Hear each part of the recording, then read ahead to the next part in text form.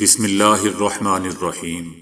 السلام علیکم دوستو، دنیا بھر کی خبروں میں آج آپ سنیں گے، لیکن اس سے پہلے اگر ہو سکے تو لائک اور سبسکرائب کا بٹن ضرور دبا لیں، شکریہ۔ افغانستان میں مرد اور خواتین کے ہوٹل میں ایک ساتھ کھانا کھانے پر پابندی۔ سویڈن اور فن لینڈ کی نیٹو میں شمولیت کے سنگین نتائج برآمد ہوں گے۔ روس صدر جو بائیڈن کی چائنا کے خلاف بھی کھڑے ہونے کی تیاری۔ تاج محل کے کمرے کھولنے کی پٹیشن مسترد۔ سمارٹ سگنل سے ٹریفک جیم کم کرنے کا نیا منصوبہ۔ تربوز جو کہ ایک سپر فوڈ ہے۔ تو آئیے چلتے ہیں اب خبروں کی تفصیل کی جانب۔ طالبان نے افغانستان کے شہر ہرات کے ہوٹلوں میں مرد اور خواتین کے ایک ساتھ کھانا کھانے پر پابندی عائد کر دی ہے۔ ایسے جوڑے جن کی شادی نہیں ہوئی وہ ایک ساتھ ہوٹل میں کھانا نہیں کھا سکیں گے۔ ریسٹورنٹ حکام نے طالبان کی جانب سے نئے احکامات ملنے کی تصدیق کر دی ہے۔ ہرات میں پارکوں میں بھی خواتین اور مردوں کے ایک ہی وقت میں جانے پر بھی پابندی ہے۔ خواتین کے لیے پارکوں میں جانے کے لیے جمعرات، جمعہ اور ہفتے کے دن مختص کیے گئے ہیں۔ افغانستان میں خواتین کے اکیلے سفر کرنے پر پہلے ہی پابندی عائد ہے، جبکہ طالبان حکام نے خواتین کو عوامی مقامات پر برقع پہننے کا حکم بھی دیا ہے۔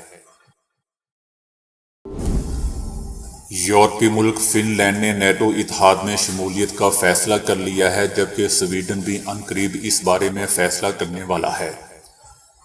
فن لینڈ کے صدر اور وزیر اعظم کا کہنا ہے کہ وہ مغربی دفاعی اتحاد نیٹو میں جلد از جلد شمولیت کے حق میں ہے۔ فن لینڈ کی جانب سے یہ فیصلہ ایک ایسے وقت میں سامنے آیا ہے جب ایک روز پہلے ہی برطانوی وزیر اعظم بورس جانسن نے فن لینڈ اور سویڈن کا دورہ کیا تھا اور دونوں ملکوں کے ساتھ دفاعی تعلقات بڑھانے کے ایک معاہدے کو حتمی شکل دی تھی۔ بورس جانسن کے دورے کے دوران برطانیہ نے یہ یقین دہانی بھی کروائی ہے کہ اگر سویڈن اور فن لینڈ پر حملہ کیا گیا تو اس صورت میں برطانیہ ان کی مدد کرے گا۔ دوسری جانب روس نے خبردار کیا ہے کہ اسے پڑوسی ملک فن لینڈ کی نیٹو میں شمولیت کے جواب میں عسکری سطح کے اقدامات کرنے ہوں گے۔ روس کا کہنا ہے کہ نیٹو کی توسیع اور روسی سرحدوں تک رسائی یورپ کو زیادہ مستحکم اور محفوظ نہیں بنا سکے گی۔ روس کو اپنی قومی سلامتی کو درپیش خطرات سے نمٹنے کے لیے فوجی اقدامات کرنے پر مجبور کیا جا رہا ہے اور روس کے لیے ایک اور فوجی خطرہ پیدا کرنے کی کوشش ہو رہی ہے۔ روس نے سختی سے خبردار کیا ہے کہ سویڈن اور فن لینڈ کی نیٹو میں شمولیت کے سنگین نتائج برآمد ہوں گے۔ صدر جو بائیڈن نے چائنا کے خلاف متحدہ محاذ بنانے کی تیاری شروع کر دی ہے، جن میں جنوب مشرقی ایشیائی ممالک شامل ہیں۔ صدر جو بائیڈن نے وائٹ ہاؤس میں جنوب مشرقی ایشیائی ممالک کے سربراہان کا خیر مقدم کیا ہے۔ واشنگٹن ڈی سی میں 2 روزہ اجلاس شروع ہو چکا ہے، جس میں جنوبی مشرقی ایشیائی ممالک کے سربراہان مختلف موضوعات پر بات چیت کریں گے، جس میں چائنا کے خلاف متحدہ محاذ کی تشکیل بھی شامل ہے۔ صدر جو بائیڈن اس اجلاس کو چائنا کے خلاف متحدہ محاذ کے طور پر دکھانے کا ارادہ رکھتے ہیں۔ یاد رہے دوستوں کہ صدارتی امیدوار کے طور پر بھی جو بائیڈن نے چائنا کو اپنی خارجہ پالیسی کا مرکز بنانے کا وعدہ کیا تھا، جبکہ چائنا کا اقتصادی اور عسکری سطح پر بڑھتا ہوا اثر و رسوخ امریکہ کے لیے سب سے بڑا چیلنج ہے۔ ان دنوں صدر جو بائیڈن اور ان کی ٹیم کی تمام تر توجہ یوکرین پر مرکوز ہے، تاہم صدر جو بائیڈن کی توجہ اب چائنا پر بھی ہے۔ صدر جو بائیڈن نہیں چاہتے کہ چائنا کا اثر و رسوخ جنوب مشرقی ایشیائی ممالک پر بڑھے، جس کی وجہ سے وائٹ ہاؤس نے جنوب ایشیائی ممالک کے لیے تقریباً $150 ملین کی نئی سرمایہ کاری کا اعلان کیا ہے۔ اس کے علاوہ امریکی صدر جاپان، جنوبی کوریا کا دورہ بھی کریں گے۔ امریکی صدر اس دوران بھارت، آسٹریلیا اور جاپان کے سربراہان سے بھی ملاقات کریں گے۔ انڈیا میں الہ آباد کی ہائی کورٹ نے تاریخی لحاظ سے تاج محل کی جانچ پڑتال کے حوالے سے دائر پٹیشن مسترد کر دی ہے۔ عدالت کی جانب سے کہا گیا ہے کہ اس معاملے کو عدالت سے باہر ہی رکھا جائے۔ حل کے لیے دیگر طریقے استعمال کرنے چاہیے اور اسے تاریخ دانوں پر چھوڑ دینا چاہیے۔ عدالت نے یہ بھی کہا ہے کہ ایسے مباحثے ڈرائنگ رومز کے لیے ہوتے ہیں، عدالتوں کے لیے نہیں۔ یاد رہے دوستو کہ بی جے پی کے میڈیا انچارج راجیش سنگھ کی جانب سے دائر کی جانے والی پٹیشن میں موقف اختیار کیا گیا تھا کہ تاج محل میں تقریباً 20 کمروں کو تالے لگے ہوئے ہیں اور اس میں کسی کو داخل ہونے کی اجازت نہیں ہے۔ ان کے بارے میں کہا جاتا ہے کہ وہاں ہندو دیوتاؤں کی مورتیاں اور مقدس عبارات موجود ہیں۔ پٹیشن میں یہ بھی کہا گیا تھا کہ تاج محل کے حوالے سے جھوٹی تاریخ پڑھائی گئی ہے، اس لیے سچ کو سامنے لانے کے لیے بند دروازوں کو کھولا جائے۔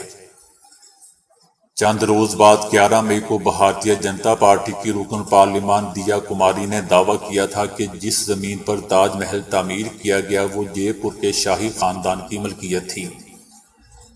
ہمارے پاس کاغذات موجود ہیں جن سے پتہ چلتا ہے کہ زمین جے پور کے خاندان کی تھی اور شاہ جہان نے اسے حاصل کیا تھا، اس لیے حقائق سامنے لانے جانے چاہیے۔ اگر عدالت چاہے تو ہم کاغذات ان کو دے سکتے ہیں۔ ماہرین نے دعویٰ کیا ہے کہ انہوں نے مصنوعی ذہانت پر مبنی ایسا نظام بنایا ہے جس کی بدولت ٹریفک جیم قصہ پرینہ ہو جائے گا۔ اپنی نوعیت کا یہ پہلا جدید ٹریفک سگنل نظام اپنے طاقتور کیمروں کی بدولت از خود اندازہ کرتا ہے کہ کس طرح کی گاڑیوں کو روکنا ہے اور اس کے لیے سرخ اور سبز بتیوں کو کس طرح کنٹرول کرنا ہے۔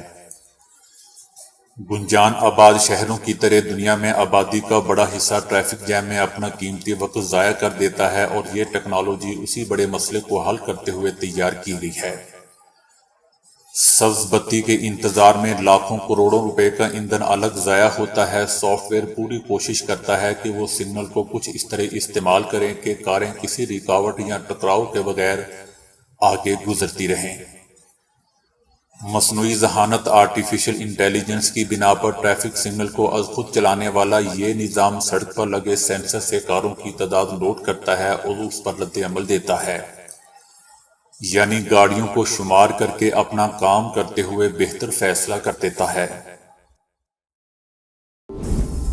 اینٹی آکسیڈنٹ اور معدنیات سے مالا مال تربوز کے یہ خواص اسے سپر فوڈ بناتے ہیں۔ اس کی وجہ یہ ہے کہ تربوز پاک و ہند میں کثرت سے پیدا ہوتے ہیں اور بہت ہی کم قیمت میں عام دستیاب ہیں۔ 80 سے 90% پانی کے بنا پر یہ فوری پیاس بجھاتا ہے، جو اسے فوری توانائی کا خزانہ بناتی ہے۔ گرمیوں میں تھکاوٹ اور نڈھال سے متاثر ہونے والے افراد کے لیے یہ قدرت کا انمول تحفہ بھی ہے۔ تربوز میں فائبر کی کمی کے باوجود اس میں کئی طرح کے مفید اجزاء موجود ہیں جس کی فہرست بہت طویل ہے۔ تربوز میں فولاد، پوٹاشیم، سوڈیم، فاسفورس، کیلشیم اور دیگر قیمتی اجزاء موجود ہیں۔ یہ معدے میں جا کر پورے نظام ہاضمہ کو انتہائی طاقتور اور بہتر بناتا ہے۔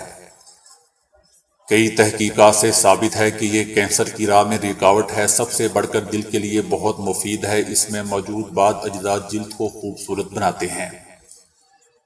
یہی وجہ ہے کہ بعض کریموں اور فیس پروڈکٹ میں تربوز کے اجزاء شامل کیے جاتے ہیں۔ امریکن ہارٹ ایسوسی ایشن نے اسے دل اور بلڈ پریشر کے لیے انتہائی مفید قرار دیا ہے۔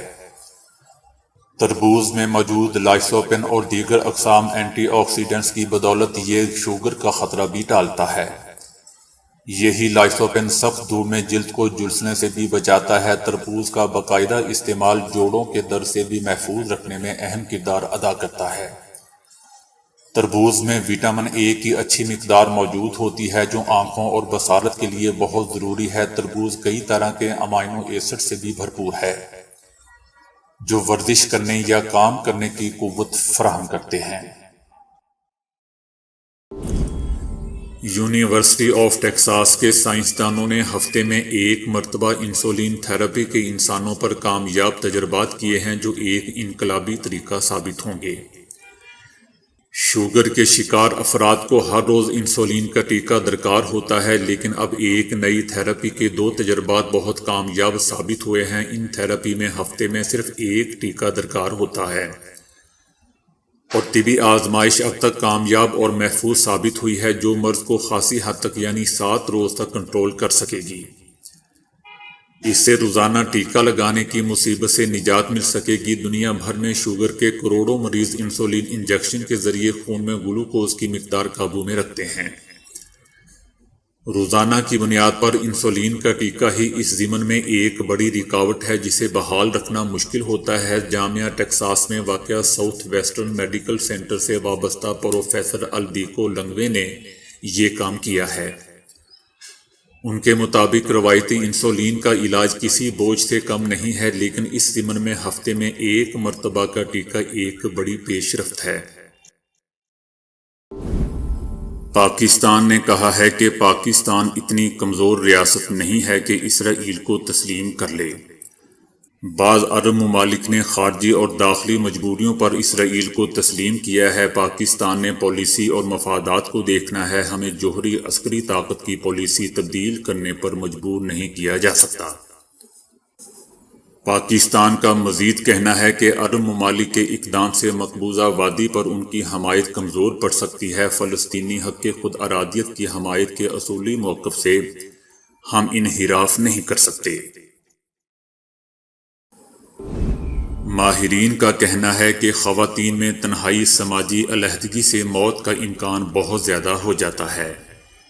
کینیڈا میں 28,000 سے زائد بالغ افراد پر کیے گئے ایک مطالعے میں انکشاف ہوا ہے کہ اکیلے پن اور سماجی علیحدگی کے احساس سے ہائی بلڈ پریشر میں مبتلا ہونے کا خطرہ مردوں کی نسبت خواتین میں کہیں زیادہ پایا گیا، جو آگے چل کر فالج اور ہارٹ اٹیک سمیت کئی طرح کے امراض قلب اور اچانک موت کی وجہ بن سکتا ہے۔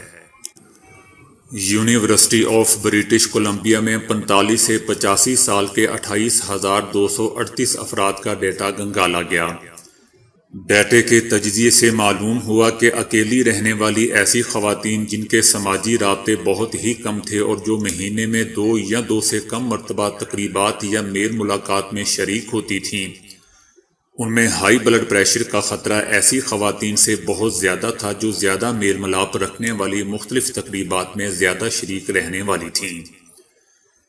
ایک اور سٹڈی میں یہ معلوم ہوا تھا کہ اکیلی اور کم سماجی رابطے رکھنے والی خواتین میں موٹاپے کا امکان سماجی طور پر سرگرم عورتوں کے مقابلے میں بہت زیادہ ہوتا ہے۔